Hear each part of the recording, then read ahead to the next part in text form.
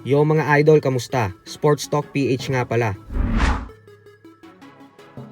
Ang pagkakamali ni Sanchez, pag-usapan natin yan mga idol. Ngunit bago ang lahat ay huwag kakalimutang mag-subscribe at i-click ang notification bell button for more sports talk.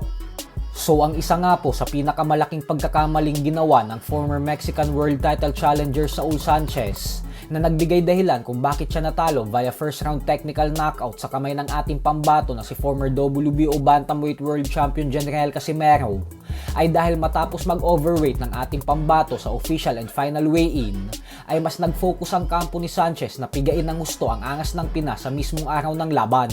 Kaya naman nagbigay ito ng kondisyon na tutuloy pa din sila sa laban basta titimbangin ulit sa mismong fight day si Casimero at dapat hindi ito lumagpas sa 128 pounds.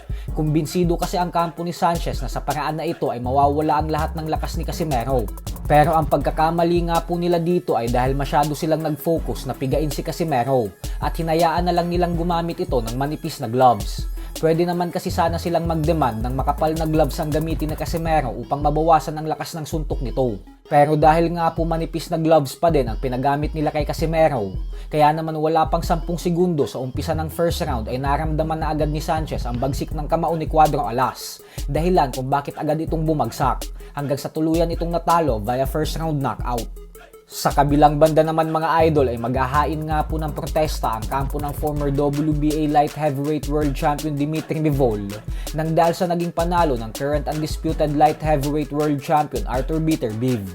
Naniniwala po kasi ang kampo ni Bivol na sapat na ang ginawa ng alaga nila upang makuha ang panalo kahapon. Pinupuntirya ng manager ni Bivol ngayon ang isang hurado na nagbigay ng score na 116-112 para kay Beterbiev. Isang nakakadismayang pangyayari daw kasi ito para sa boxing dahil 4 rounds lang ang ibinigay ng hurado kay Bivol habang 8 rounds naman para kay Beterbiev. Madaming fans naman ang sumang-ayon sa pagprotesta na gagawin ng kampo ni Bivol ngayong Lunes dahil madaming fans din ang kumbinsido na panalo daw talaga dapat si Bivol.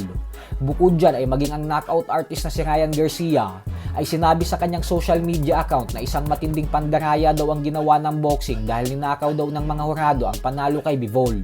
Habang ang current undefeated WBC Lightweight World Champion Shakur Stevenson naman ay sinabing nalulungkot daw siya dahil yung mga ganitong klaseng decision umano ang sumisira sa sports ng suntukan. Ganun pa man ay yung mga tao lang po sa paligid ni Bivol ang magpoprotesta dahil mismong si Bivol ay sinabing wala daw siyang masamang sasabihin kasi magmumukha lang daw siyang nagdadahilan kung ganun ang gagawin niya. At bagkus binati niya na lang sa pagkapanalo si Beterbiev kasi deserving naman daw talaga itong maging undisputed world champion. Bukod dyan ay aminado din po si Bivol na sobrang lakas daw talaga ng mga suntok ni Beterbiev at na ilang beses din daw siya nitong nayanig.